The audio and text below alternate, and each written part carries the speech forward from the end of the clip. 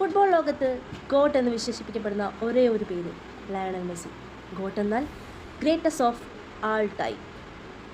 അർജന്റീനയിലെ റൊസാരിയോയിൽ ജനനം. കുട്ടിക്കാലത്ത് വളർച്ചയ്ക്ക് ആവശ്യമായ ഗ്രോത്ത് ഹോർമോൺ ഡെഫിഷ്യൻസി എന്ന രോഗം ബാധിച്ചു. ചികിത്സയ്ക്കുള്ള പണം കണ്ടെത്താൻ കുടുംബം ബുദ്ധിമുട്ടി. മെസ്സിയുടെ പ്രതിഭ തിരിച്ചറിഞ്ഞ് ബാഴ്സലോണ ക്ലബ്ബ് അദ്ദേഹത്തിൻ്റെ ചികിത്സാ ചെലവ് ഏറ്റെടുത്തു. ഒരു ടിഷ്യൂ പേപ്പറിൽ ഒപ്പിട്ട കരാറിലൂടെയാണ് മെസ്സി ബാഴ്സലോണയിൽ എത്തുന്നത്. ദി ഗോൾഡൻ എറ ബാഴ്സലോണ. ബാഴ്സലോണയിലെ സുവർണ്ണകാലം. 2004 ബാഴ്സലോണയ്ക്ക് വേണ്ടി അരങ്ങേറ്റം. റൊണാൾഡീഞ്ഞോയുടെ പകരക്കാരനായി വന്ന് പിന്നീട് ലോകം ഭരിച്ച 10ാം നമ്പർ ജേഴ്സിക്കാരൻ.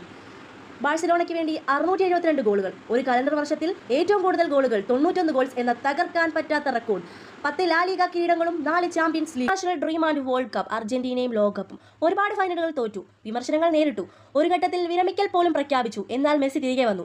2021 കോപ്പ അമേരിക്ക കിരീടം, 2022 ഖത്തർ ലോകകപ്പിൽ അർജന്റീനയെ ലോക കിരീടത്തിലേക്ക് നയിച്ചു. മെസ്സിയുടെ കരിയറിലെ ഏറ്റവും വലിയ സ്വപ്ന സാക്ഷാത്കാരം അതായിരുന്നു. വ്യക്തിഗത നേട്ടങ്ങളും കളിശൈലിയും. ഫുട്ബോൾ ചരിത്രത്തിൽ ഏറ്റവും കൂടുതൽ തവണ ബാലൻഡിയോർ പുരസ്കാരം നേടിയ താരം. 8 തവണയാണ് ഇദ്ദേഹം നേടിയത്. പന്ത് കാലിൽ ഒട്ടിപ്പിടിച്ചിരിക്കുന്നത് പോലെയുള്ള റണ്ണിംഗ്. വെറും ഒരു റോൾ സ്കോറർ മാത്രമല്ല, ലോകത്തിലെ മികച്ച പ്ലേമേക്കർ കൂടിയാണ് ഇദ്ദേഹം. ബോക്സിന് പുറത്തു നിന്നുള്ള കൃത്യതയാർന്ന ഫ്രീ കിക്കുകൾ. ഇദ്ദേഹത്തിൻ്റെ തീരുമാനങ്ങൾ. ബാഴ്സലോണ വിട്ടതിന് ശേഷം PSG-യിലും നിലവിൽ അമേരിക്കയിലെ ഇന്റർ മിയാമിയിലും കളി തുടരുന്നു.